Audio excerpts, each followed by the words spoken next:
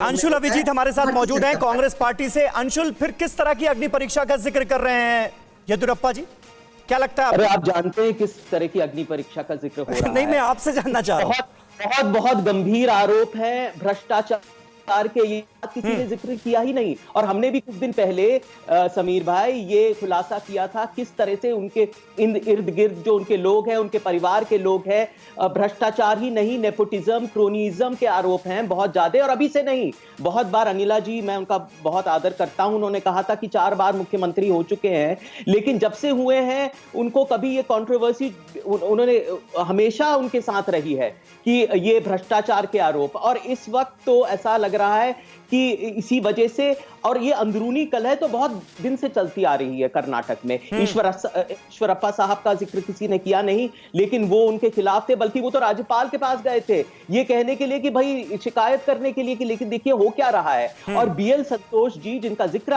भी किया गया था, वो तो बार बार हर रियासतों में जा रहे हैं, कर्नाटक में भी गए और बहुत सारी रियासतों में जा रहे हैं फायर फाइटिंग के लिए, क्योंकि अंदरूनी कलह तो सब जगह है। अंदरूनी झगड़े तो भाजपा के वहां पर लीडरशिप में जो रियासत हैं वहां पर सब जगह चल रही हैं। तो ये कर्नाटक की बात नहीं है, कर्नाटक तो एक बहुत गंभीर स्थिति थी, उनको ही इस्तीफा देना पड़ा। इतनी देर कैसे हो गई मुझे पता नहीं है, लेकिन ये तो वक्त, ये ऐसा वक्त तो आना ही था उनके लिए। अब देखिए होता क्या है, इसमें कोई शक नहीं है कि वो प्रभावशाली हो सकते हैं। जैसे अनिला जी ने कहा कि वो एक चमकते हुए सितारे हैं।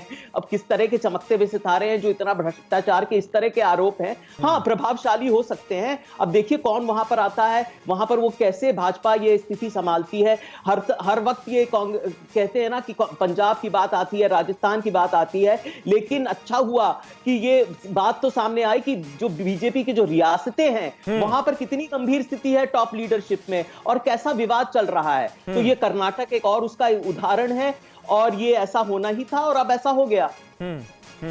लेकिन जब वो पंजाब का जिक्र होता था और या फिर छत्तीसगढ़ और राजस्थान का जिक्र होता था, तब आप ये कर्नाटक का एग्जाम्पल बीजेपी को दिखाते थे।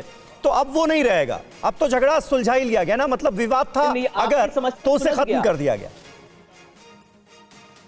नहीं, तो आप समझते हैं ये जो उलझी हुई गुत्थी है ये सुलझ गई? ऐसा बिल्कुल नहीं हुआ। तो ये तो शुरुआत है। आप खुद देखिए, मतलब पंजाब वाला केस है यहाँ पर, आप ये कह रहे हैं? बोल सकते हैं गृह मंत्री जी के।